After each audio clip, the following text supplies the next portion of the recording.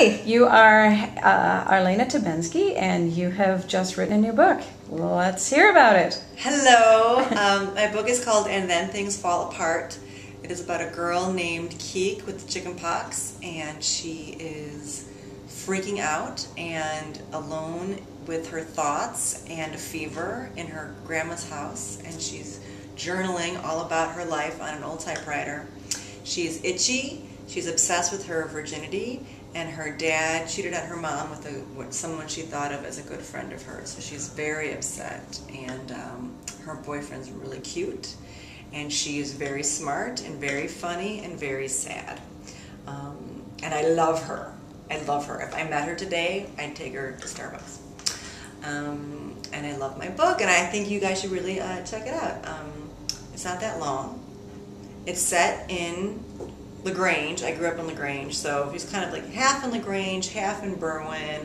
There's nothing really specific, like you won't recognize LaGrange in it, but if you think LaGrange, you'll see it. Now, is it contemporary? It's very contemporary.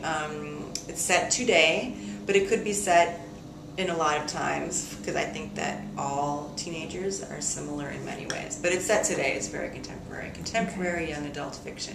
Okay. That's my thing. There's no wizards. There's no ghosts. There's no vampires. But it's about a girl who struggles with some very real problems in her. Yes. Yeah. And now tell us a little bit about the connection to Sylvia Plath. And I'm sure that a lot of people have heard of Sylvia Plath, know a little bit about her story as a poet who was very troubled. But can you give us just a little bit of background about her and about how she impacted the story of Teek, how Teek's story is like Sylvia's? Well, Sylvia Plath was a poet who committed suicide when she was 30, which is very young. And when I was a teenager, I thought 30 was very old. But she was very young, and she was a gifted writer who wrote some very beautiful poetry. She wrote one novel called The Bell Jar, and it's semi-autobiographical about her own journey. So she was a young writer, very talented, and she goes to New York to take this internship at Mademoiselle magazine, and she has fun and it's exciting, but it's also very disappointing. She moves back home, she gets even more depressed, and she ends up in mental institutions, and she's just very sick, and she gets well at the end. But it's a book about a teenager. It's a young adult book, and my character Keek in the book, my book, loves the bell jar, and there's many things going on in Keek's life that she thinks mirror the bell jar. So in the bell jar, the main character, Esther Greenwood, is really struggling with these ideas about, virginity and what it means to be a good girl versus what she's interested in exploring, and Keek's going through the same thing. Sylvia Plath's character, Esther Greenwood, is a writer, and a good one, and Keek wants to be a writer. That's very important to her. She doesn't want to be an English teacher, she wants to be a writer. And she's kind of struggling to figure all that out.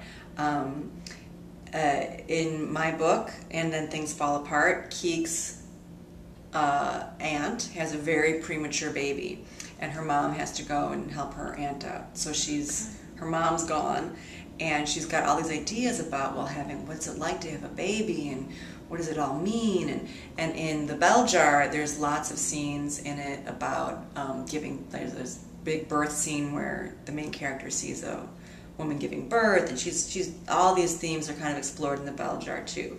So there's the virginity thing, which is huge. And Then Things Fall Apart, Keek has some experiences that mirror Esther Greenwood's totally, and in very funny ways. So there's the virginity, there's the childbirth, there's the writer stuff, and just her feelings. Like, Keek's very funny, she's very passionate and funny, and I think that Esther Greenwood, in her way, in The Bell Jar, is hysterical. And she's troubled, but she's very funny and has a really unique perspective on things, and I think that Keek loves that about the book. Now, can I interrupt you to Keek? Please. What is Keek? What kind of a name is that? My name is Arlaina Tibensky. Okay, that is a mouthful. And when I was little, people would ask me what my name was, and I would say, not Arlaina Tibensky, I would say Arlie Binky. Okay. Isn't that cute? That's cute. Yeah. Arlie Binky. You sound like a stuffed animal, actually. Adorable, But yeah. So my dad's side of the family calls me Arlie, and my mom's side calls me Binky. And I don't mind. I don't mind. I think it's please. I could be called worse things. Right. So in my book, because Keek is me but not, her name is Karina. And when she was little, she couldn't really pronounce Karina, and she would say Keek. Okay. So she and she hates it. She thinks it sounds like vomiting, like, you know, I gotta go Keek. She doesn't really like it, but it's stuck. And and her boyfriend calls her Karina sometimes. Okay. He kind of gets it. Okay. Matt's a doll. He's a real sweet guy. Oh, okay. Kind of a jerk too, but you know, he's a boy, a nice boy, well-rounded person. Yes, he's a full-fledged character. Okay. Yeah. Okay. So now, and how old is she when she's this summer? Yes, this summer Keek is 15. Okay. Full on 15. And I wanted to make her older, but I feel like if she was older, she wouldn't be. She would be less. She would be more guarded if she were a little bit older. And I think that 15 is good because you kind of say what you mean and you think what you think, and you don't really self-edit as much as you do at different ages. But I could be wrong. I don't self-edit very well right now, and I'm not 15. I assure you. Okay, all right. That's fair enough. And now you said that it's funny, but it's not. It's obviously not a comedy. Well, no, it's not a comedy, but it is funny. I mean, she's. I think her laughter and making humorous observations about her situation are what helps her go through this very difficult time. I mean, her parents are splitting up, her mom is gone. Her mom is a great lady, but she's got a lot of issues that are just kind of revealing themselves to her. Her dad slept with a waitress at their restaurant who Keek thought of as her best friend. I mean, she's older. Wow. It's not like, this woman was like 15. Right. She was over 21. But they worked together. They were friends. And her dad was very indiscreet with her and broke her heart, broke her mother's heart. And, and she's dealing with all these things. She's staying with her grandmother, who she doesn't really know very well. They get to know each other much better. Her grand's awesome. Okay. But she's going through some really intense stuff all at the same time. So, and she's isolated, so all this stuff's going on, and she's got no one to really talk with or a sounding board to even just, hear what she actually thinks about stuff. So her boyfriend isn't, he's close to her, but, there are some things that he doesn't even understand. Oh, please. Right. I mean, he's a wrestler. Okay. I mean, a good guy, but not like not like a BFF. I mean, it's just not. I mean, they're very close and whatever, but she's in her grandma's house sick, and she got sick kind of last minute and had to go stay with her dad, and her mom is gone. So she's kind of like in an undisclosed location. Right. Her cell phone's broken, and she's trying to get a hold of him and doesn't know how. And he goes away, and they're just kind of, they keep missing each other. They get back together. He finds her. Okay. But they're together. But then at one point she's like, "Are we? I don't know."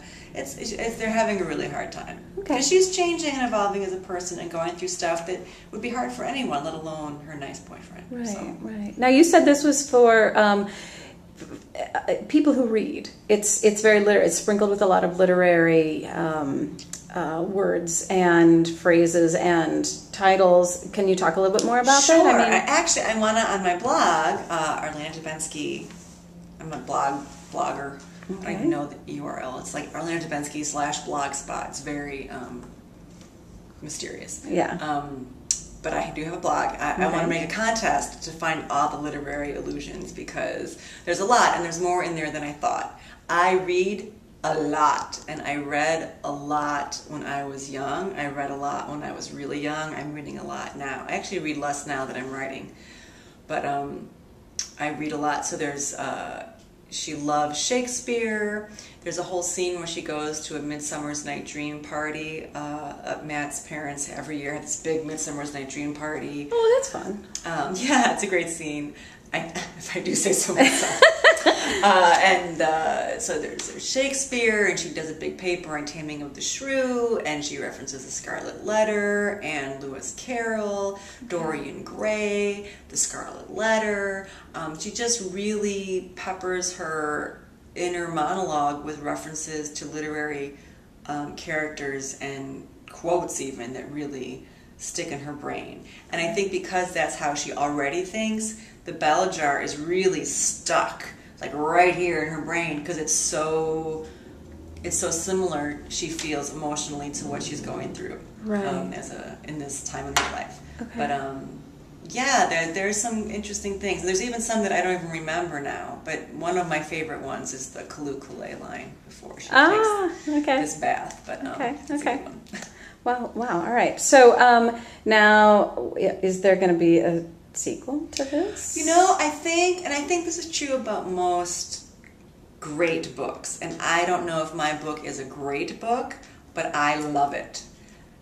Keek's done, right? So this book is about this one time in her life, and after this summer, she's a different person. Right. Before this summer, she's one thing. She goes through this transformation and figures out a lot of stuff about what she is as a person. And from this summer on, she's someone else. The same person, but different. Right. Whatever she goes on to do from here, she's going to rock. Okay. So she's done.